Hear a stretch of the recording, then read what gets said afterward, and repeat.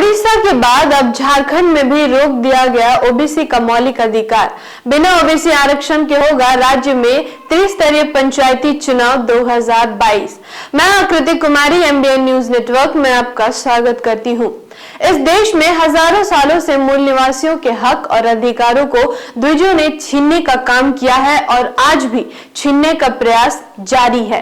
भारतीय संविधान से अधिकार मिलने के बाद भी पिछले 7 दशकों से मूल निवासियों को इनके अधिकारों से वंचित रखा गया, क्योंकि आजादी के बाद से ही इस देश में द्विजों की सरकार रही और इन सरकारों ने भारत के संविधान को नाम मात्र ही अमल में लाया है। भारत का संविधान समान प्रतिनिधित्व की बात करता है। देश के मूल निवासियों का सबसे बड़ा समूह, जिसे अन्य पिछड़ा वर्ग कहा जाता है, को संविधान के आधार पर इन्हें सबसे अधिक लगभग 52% आरक्षण मिलना चाहिए था, लेकिन आज तक मिला नहीं।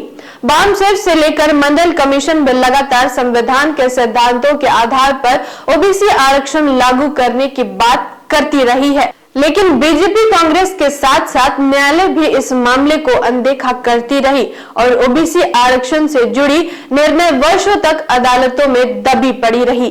वामसेफ और मूल निवासी संघ जैसे संगठनों के कार्यकर्ताओं ने देश भर से ओबीसी आरक्षण की मांग को लेकर एक बार फिर आवाज बुलंद की और करोड़ों की तादाद में इस देश को जागरूक मूल निवासियों ने महामहिम राष्ट्रपति को ज्ञापन सौंपा। इतनी भारी संख्या में एक साथ उठी मांग को देखते हुए सुप्रीम कोर्ट ने ओबीसी को आरक्षण देने की मांग को आधा अधूरा देने को स्वीकार किया है। लेकिन अब तक की स्थितियों से यह साफ साफ दिख रहा है कि झारखंड राज्य में होने वाली पंचायती चुनाव में ओबीसी को आरक्षण नहीं देने के इरादे में है, क्योंकि ओबीसी आरक्षण देने के मामले में सुप्रीम कोर्ट ने जो शर्तें रखी हैं, उन शर्तों पर झारखंड सरकार ने अभी तक काम नहीं किया है। कोर्ट ने ओबीसी आरक्षण के मामले में शर्त रखी है कि राज्य सरकार को सबसे पहले आयोग का गठन करना होगा, जो ओबीसी का सामाजिक और आर्थिक सर्वेक्षण करेगा और आयोग के रिपोर्ट के आधार पर ही आरक्षण तय होगा। कोर्ट का यह भी कहना है कि अगर राज्य सरकारें चुनाव करना चाहती हैं, तो ओबीसी वर्ग को सामान्य वर्ग मानते हुए चुनाव करा सकती हैं। ओडिशा में भी ओबीसी आरक्षण दिए बगैर चुनाव कराए जा रहे हैं और अब झारखंड में भी बिना ओबीसी आरक्षण के चुनाव कराने का निर्णय लिया गया है। वहीं अगर चुनाव की बात करें तो राज्य निर्वाचन आयोग ने राज्य सरकार को मार्च से मई के बीच में पंचायत चुनाव करने की बात कही है।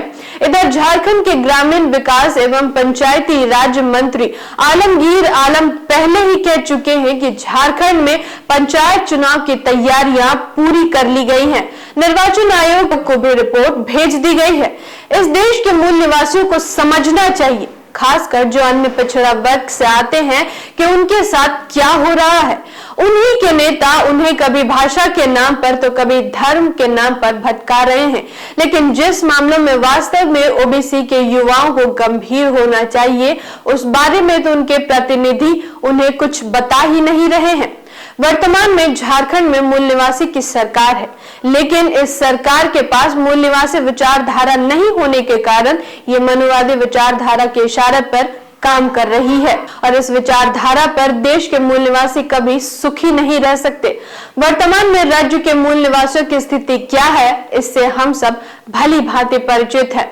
फिर लौटूंगी एक ऐसे ही महत्वपूर्ण खबर के साथ। जय संविधान, जय भारत।